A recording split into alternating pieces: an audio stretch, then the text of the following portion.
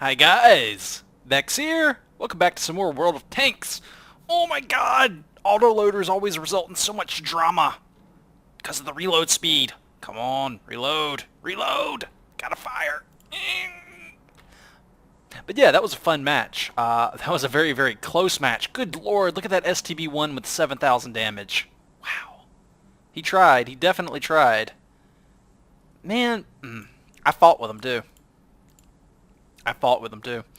That was hectic. Such a hectic match. So hectic, in fact, that that poor bad chat. Oh, I got a piece of him. Yeah, I'm not gonna say anything more. Let's just jump right into the match so I can show it to you. Alrighty. So here we are on the Abbey map. Nothing too exciting happens for the first little bit of the map. In fact, actually, I think I can safely fast forward even more because for the longest time here, nothing's really going on. It's kind of weird. We're going this way and stop here, expecting enemy contact right down there where the crosshair is, right? Nothing. Nobody's home. So we advance a bit more. I cut across to the left to keep those cliffs to cover me. Advance up here very carefully. Peek out. Peek.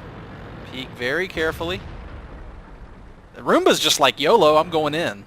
He just books it on in there. I'm like, wow, you have no armor. You really going to do this? But yeah, that Roomba's fearless. He's just going. He's got a mission. He's going to do it. So I'm like, alright, I guess nobody's home. Where the heck is their team? So I drive up even more. And then we finally get our first contact here, an IS-8, around the corner. Now, I'm not sure if he's pointing our way or not, but guess who doesn't care? Look who does not care one bit. Now, to be fair, there is some rationale behind this. The Roomba does have amazing camo rating. So if the Roomba does edge up here and park behind that bush, he's got a fair chance of not being spotted. But it looks like that IS-8, we caught him on the side, and he took bad hits from the Roomba and the WZ-132. So I'm just like, alright, it's on then. Let's get up over here. Now I see a very thinly armored Leopard 1. Great tank, just no armor. And so I get several good hits in on him. And help the WZ-132 finish him off with a single hit. I got one shot left. And this is where I'm like, what should I use my shot on? I see the bat chat.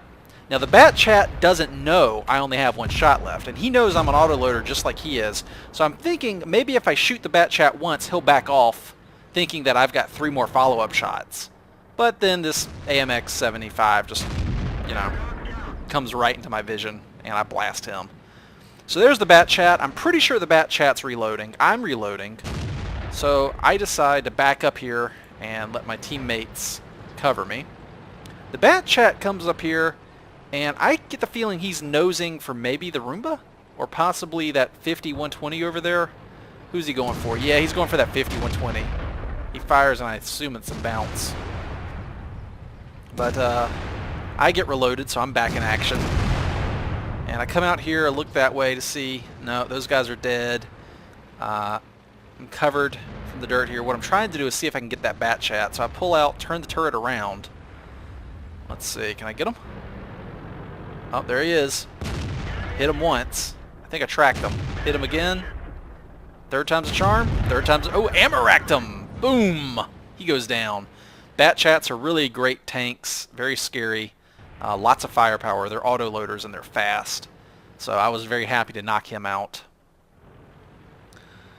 So I know there's enemies over here, so I'm going to go poke my head up. And as you can see, like I said last episode on the T54, seems like the turret is pretty good at bouncing stuff.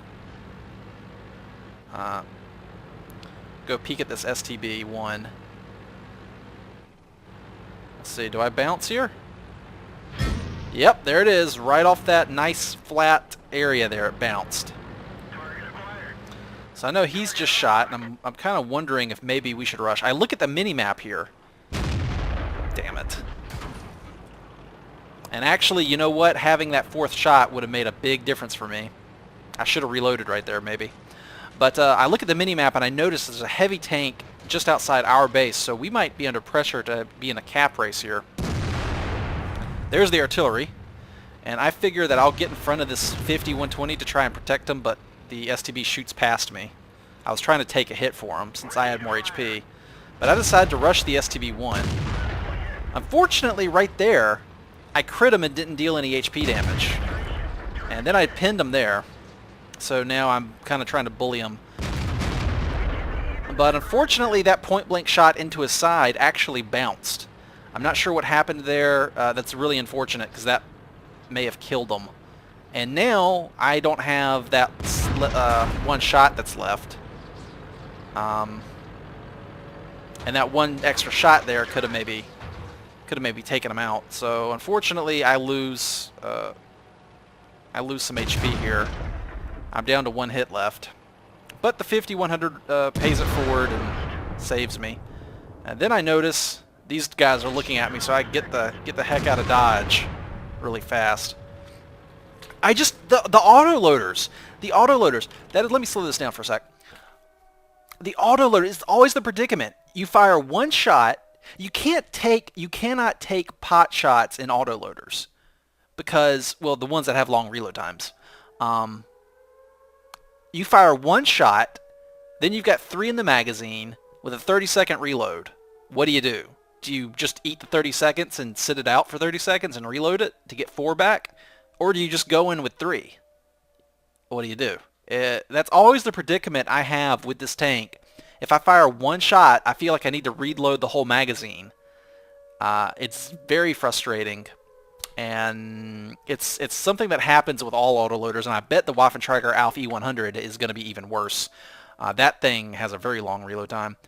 Actually, the T57 Heavy should be very refreshing. It has a pretty snappy reload for its autoloader. I believe that's what makes it remarkable, is that for an autoloader, it has a surprisingly fast magazine reload, which is great. So now we're in the cap race. Now, if you'll notice down there at H3, there's a heavy tank overlooking our base, and I'm thinking he's going to reset. But what kind of heavy tank is he? Let's take a look. Is he he's not the IS-7, he's not the E5, he's not the 120 up here. He's not the Roomba. Oh my gosh, he's an autoloader down there too, and he just said he's reloading for 23 seconds. 20 seconds. We have an autoloader that's trying to reload his magazine overlooking our base, and they're capping. We've got it capped, but he gets a shot off and hits him and resets the cap. At the last possible second, he makes the shot. The drama with autoloaders. Oh my gosh. You know, they're awesome, but sometimes that magazine reload gets you in all sorts of trouble. That would have never happened if it had just been a standard tank up there overlooking the base. But because it's an autoloader, he's sitting there, you know, can go make a sandwich while the magazine is reloaded. And some of these autoloader vehicles, the crew actually, on some of them, had to get out the vehicle to reload the magazine. But that's not simulated in the game. I don't remember which ones. I want to say it's some of the French ones. The crew actually has to get out to reload the magazine. But they don't do that in game. Obviously, that would just completely... I don't know how they'd simulate that. There's no crew. So they just do it with a reload time. But yeah, that's it. My nerves this game. Oh my gosh. So many times waiting on that reload. And you saw the big weakness there with an autoloader, like an autoloader medium versus a standard medium. Once I got in that STB-1's face and ran out of my magazine, I was pretty much done for. But thankfully I had a friend to back me up. So you really have to watch out there. I kind of expected all my shots to pin the STB. I got really unlucky. I got a critical hit, no damage, and then I got a bounce. Really surprising because the STB's armor is not that great, especially on the hull, which is where the auto aim was trying to aim. It was aiming at the hull. I'm thinking maybe I hit some goofy angle on the turret that one shot, but oh well. Whew, man. Still, I did pretty good that battle, I think. I limped across the finish line with my tank held together with duct tape, chewing gum, and hopes and dreams is what was holding my tank together with 45 HP left. But still, that was a really fun battle, and it was down to the line. Anyway, thank you guys very much for watching. I'll see y'all next video. I'm gonna keep on tanking, so I will say until next time, take it easy.